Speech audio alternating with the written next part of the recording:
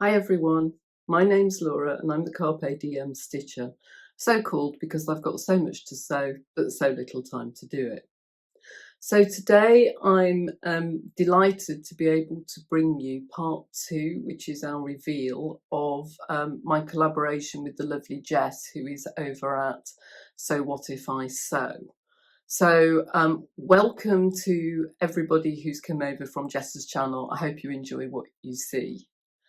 So for those of you who've been with me a long time, you might remember that coming up for a year ago is about November last year, Jess and I introduced our collaboration, which was called Let's Make a Jacket. So we each talked about what we were going to make, and I'll pop the links to our original videos down below. And one of the reasons that it's taken us so long to bring this to you has been partly because we both struggled with the patterns. So I'll talk to you about the difficulties I had, and I know Jess is going to do the same on her vlog, but also because we really wanted to reveal our jackets together, both to each other and also to you. We wanted to film something together. And you'll remember on my last vlog, which I'll also link to down below, I talked to you about going to the sewing social run by Sam over at Sequin Girly Creates, and Jess and I went together, so we were able to film a little bit of footage about our jackets together. So what I'm going to do is I'm going to put that clip in now of us talking about our jackets together, and then I'm going to take this off because I'm wearing the actual jacket, and I will then talk to you about my pattern and what I thought of it. So I'll see you in a minute. Hello, so here we are in our super cute jackets. How cute are we? So Laura, what pattern did you use? I used a Birder magazine pattern, which I can't remember the number of, but when I put this up, I'll put it down below. Fantastic. And I have made the, oh God, Simple Sew Jackie O jacket, which is, as you can see, quite cropped on me. So if you're making it and you have a longer body than I do, good chance you do, I would add some length to the bottom and probably reduce the seam allowance, but it is cropped. How do you feel in your jacket? It's okay. I feel a bit glam rock. I love it. 1970s glam rock. I think it looks amazing. Let us know in the comments below, because I particularly like the Diamante sections on Laura's blazer. Super cute. But here we are in our super cute jackets. It has taken like a year to get here. It has. It's been worth it. Definitely. I think we both learned a lot about jacket making, which really is the point of collabs. It's not to just churn something out, it's to kind of learn something together and frankly in sympathy. Yeah. But it's been really fun. Don't use a Birder pattern. Yes, and if you're going to do the Jessica blazer, be just ready for 6 months of your life to consist of what does this mean? And I will talk more about why I haven't made that as the part of the reveal. But I'm loving my jacket. I'm loving your jacket. Thank you. I love yours too. Thank you. I just love this wool. It's so fun, and this is definitely going to be worn to the Chanel exhibition in January. It's going to be so fun. Yay! So there you go. That was Jess and I revealing our jackets somewhere outside the back of a community centre where we've done our social. So I think we got a few funny looks from people who were in the part behind, but we didn't really care, and it was good fun. So I'll also pop up a still of Jess in her jacket. So I think she looks great. I think it looks really nice on her, really suits her style. And don't forget, when you finish watching this video, to head over and go and see how she got on with her jacket challenge. But I'm now going to talk in a bit more detail, and apologies because I'm looking down a bit to so I don't forget what I'm saying. And also it might be a bit of rustling because I've got bits and pieces to show you. So to start off with, what pattern did I choose? Well, those of you who watched the first of the videos might remember that I chose a pattern from this edition of Birder Style. Where are we there? So this actually came out the month that we started our challenge. So this was November 2022, although the Birders tend to come out the previous month, so I would have bought this in the October. So I chose to make more or less this, which is pattern number, it's a blazer pattern number 115, and you'll see it's got, if I hold that, sorry, it's gone really wobbly. if I hold it up to the camera, hopefully you can see that it's got lapels, but they're kind of integrated into the front of the jacket. And I just thought that was really interesting. And I decided I wanted to do that. But you'll also see that on the front, if you look really carefully, it's got patch pockets. And I didn't want to do patch pockets. So what I did was, the patterns in Burda are quite interesting because sometimes they use the same pattern pieces, but they do a couple of different versions. So when I can find it, I actually took this pattern, which is more or less the same pattern pieces, but you'll see the jacket is slightly longer. It's got proper lapels, as in they stick out, and it's actually got buttons on the cuff, which mine doesn't have, but it's got these welt pockets with flaps. So I thought, right, I'm going to give myself a challenge. So what I decided to do was to make, this is Burda 114, and I decided to make 115, which is the blue one I just showed you, but with the pockets from 115. So I then had to work out what size I was and get to tracing the pattern pieces.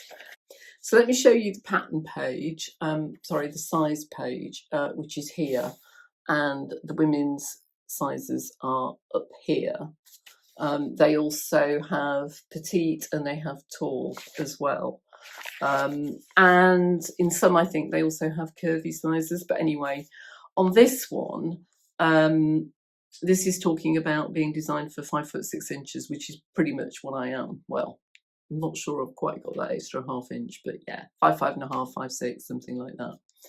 And it's a bit confusing because when you look at the inches, if you've got a whole number of inches, you're fine. So the size 36 talks about 33-inch bust.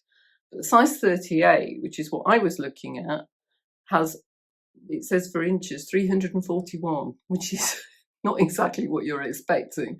And it says 88 centimetres. So there's no decimal points in it, or even points or anything, just to show where the inches are split up into eighths of an inch. So a bit confusing till you get used to it.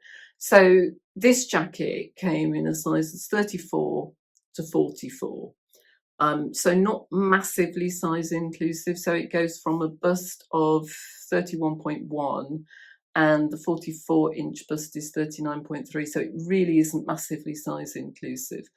But there is a fair bit of ease in it because I started out making a slightly, or trying to trace a slightly bigger size, and then decided I didn't need that.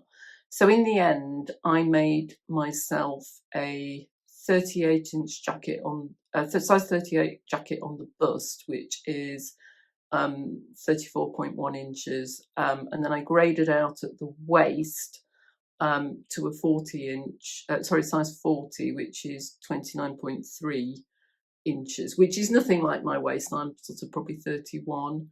And then I made a 42 on the hips, so I graded out again, and that was for a 40.3.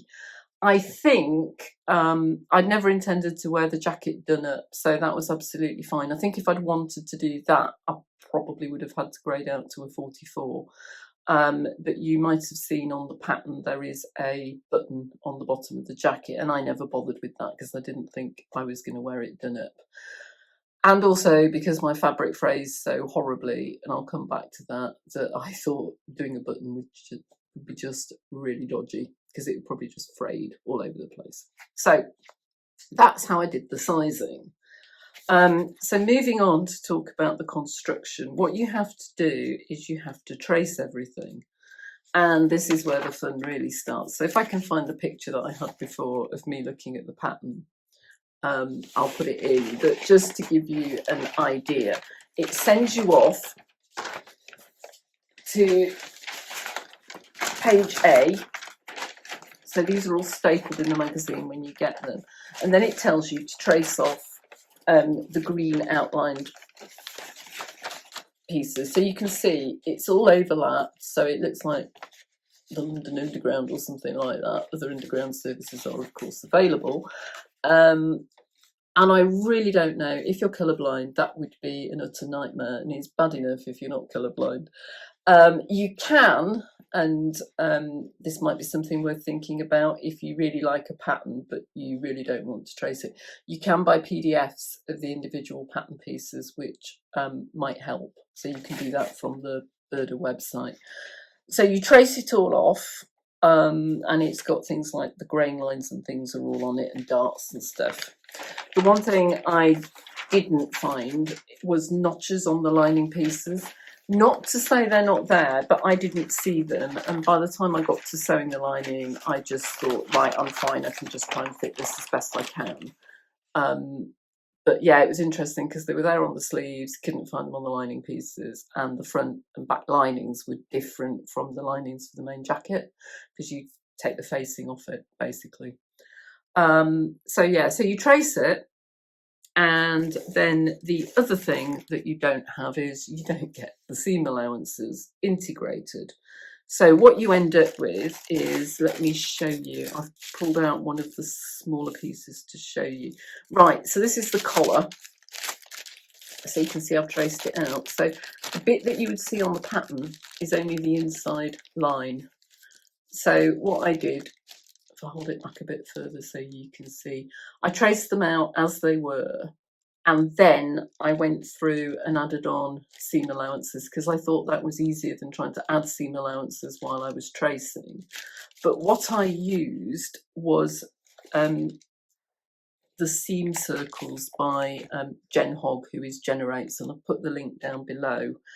And these are great because these are, if you see, they've got they're like concentric circles, and you put your pen or pencil in the middle and you line up your stitching line with the circle on the outside for the appropriate one. So if you want to add, say, 5/8, you would have the inner two circles. So you'd have that one and that one. And then you just slide your circles around, and where your pencil is in the middle will be where your seam line should come out, and that did make life an awful lot easier. So you can get these in inches, which is this one. This isn't a paid promotion, incidentally. I'd already bought these because I knew I wanted to make some Burda patterns, and you can also get them in centimetres. So I've got the centimetre one as well. So that did make my life easier. It doesn't make it perfect because at some points when you get points, it feels like it's going to go off into infinity, and you just kind of have to take a view as to where it is. So that was the seam circles. However, some of the pieces, it tells you just to measure out. So if they're sort of like a rectangle. So here's my pocket piece, my welt pocket piece, which I took from the instructions for the other pattern, as I said. These have got seam allowances in, so you have to remember not to add it on those, and you just drew them out. So I did them on here rather than drawing them out directly onto the material and playing pattern Tetris. Right, so that's the pattern pieces. So talked about sizing, talked about how I got the pattern pieces. So what fabric did I use? So I saw in a charity shop where I live, there are a lot of charity shops, a lot of hairdressers, and a lot of nail bars, and a WH Smith and a Boots. There's not an awful lot else. It's quite sad since I've moved here. It's kind of become fewer shops, so it's quite deserted. Lots of charity shops. And I saw this, and when I originally saw it, it was a pair of curtains. And if I've still got a photo, I'm not sure I have, but I'll pop it in here. But just to prove the point, here are the curtain tie backs. And I thought that would make a fantastic jacket. So I got 2 curtains, and curtain tie backs, of course, for £15. So I thought, since I'm making something that I really don't know how it's going to turn out, that's probably not a bad idea. And I do really still like the fabric. And I think, as you will have seen from the photos, I'll pop some photos in of me wearing the jacket when I was with Jess. She takes a great photo. I need to employ her as my official photographer because she took some fab photos. So I'll pop some photos in.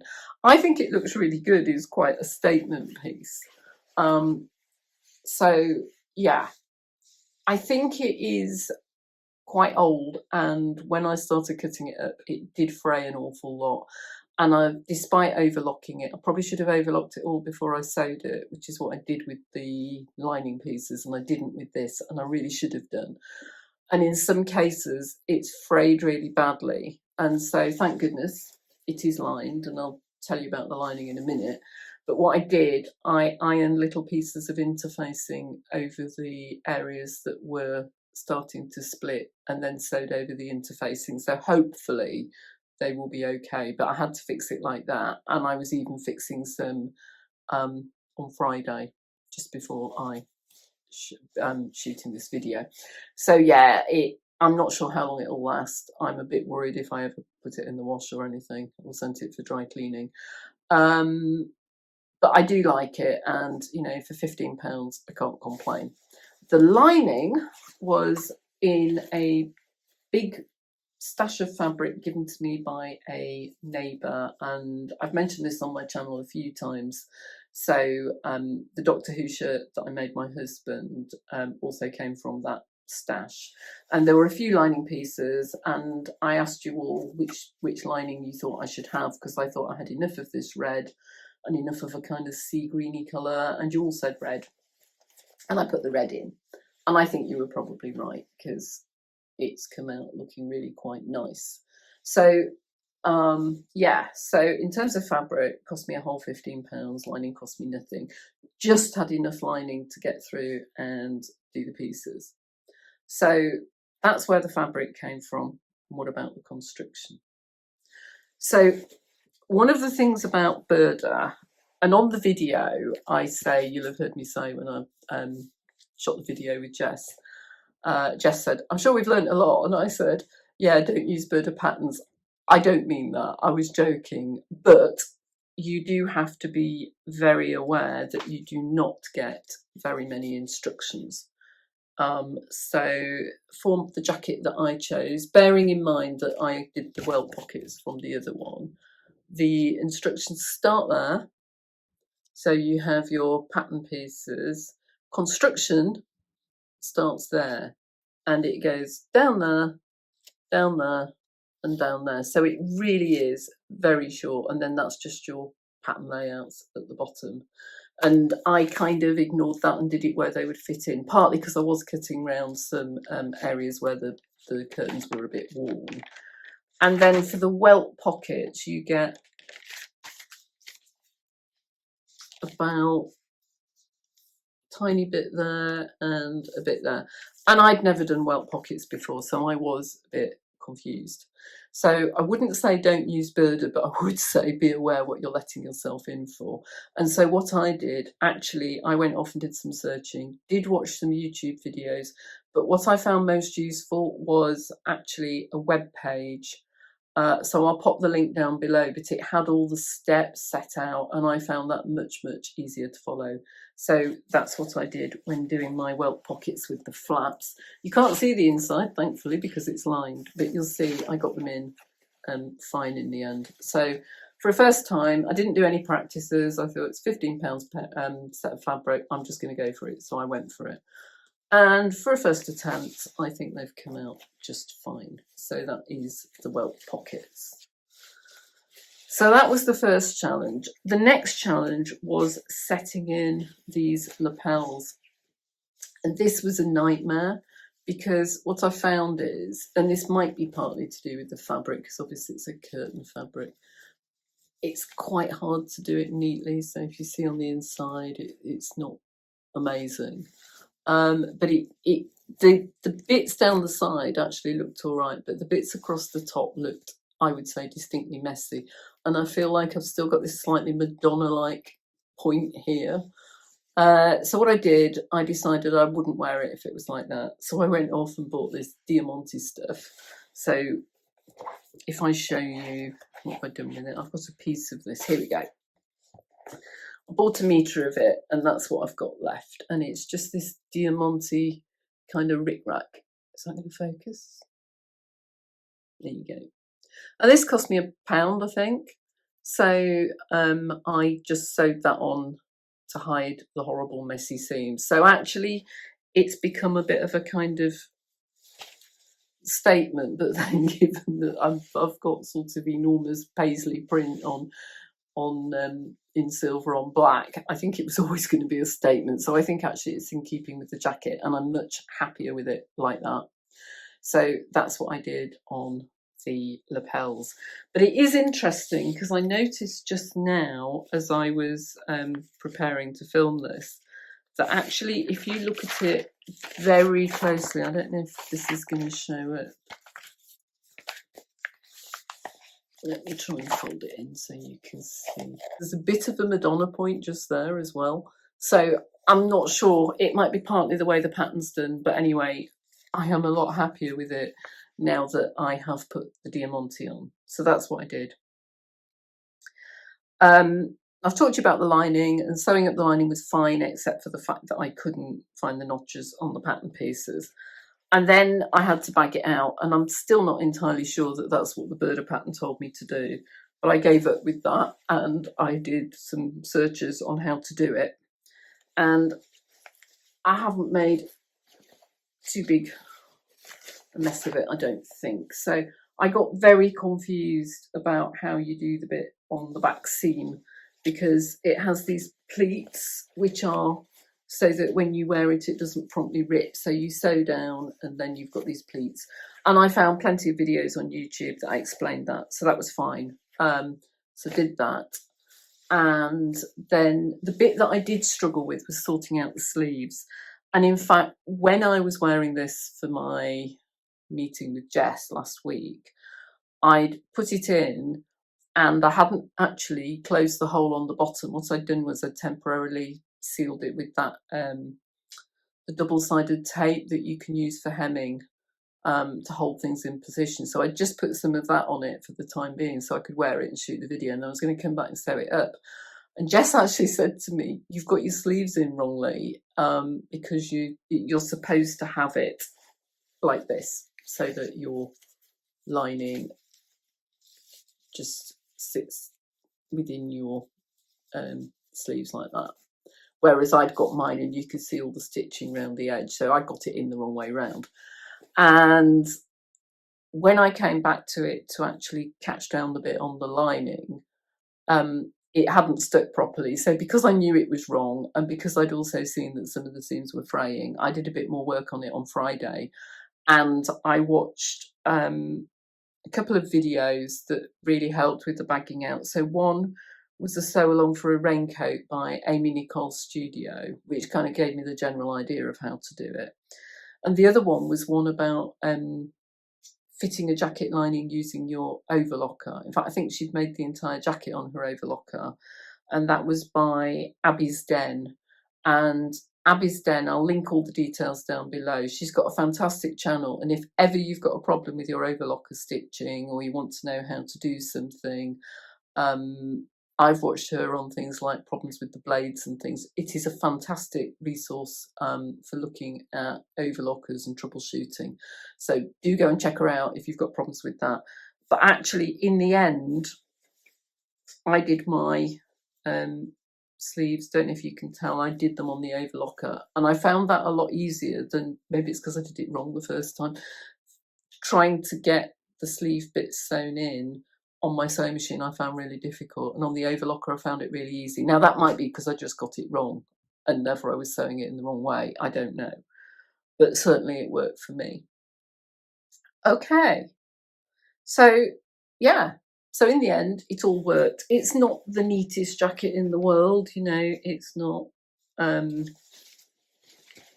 it's probably not the best sewing I've ever done, but for a Burda pattern with very little instruction and some really quite complex techniques in there, the welt pockets and the bagging out the lining. I've done a cape lining before, but never anything with sleeves. I don't think I've done too badly. And Do I like it? Actually, yes, I do. There were times I could have chucked it out the window, but I do like it. And I did actually wear it with this top out to the theatre last night. Obviously, and we talked about this in my wardrobe before, I'm going to need to wear it with something fairly plain because this is just so busy. But let me just stand up and pop it back on for you. I think I will get some wear out of it. In fact, I wore it out to the theatre last night with some black jeans and this top, and I thought it looked absolutely fine.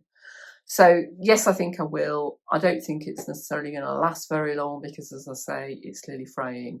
But for a first attempt, which cost me roughly £16, I think it's fine. I think it's also quite a nice example of what you can do in terms of upcycling. And although I can't enter this because I didn't make it in October, Karen at So Little Time and Becky and Notes from the Sewing Room are running their Sew Upcycled 23 challenge at the moment. So hopefully this gives you some inspiration as to what you can do with a pair of curtains. Question is only, let me know in the comments, what do I do with a set of curtain ties? So if you haven't watched her already, please do head over now and watch Jess's reveal video. Thank you, Jess, for collaborating with me. It's been huge fun, and I hope this isn't our only collaboration together. If you've enjoyed this vlog, please do give it a thumbs up. Let me know in the comments what you think of the jacket, and please do consider subscribing if you'd like to see more from me. Bye for now.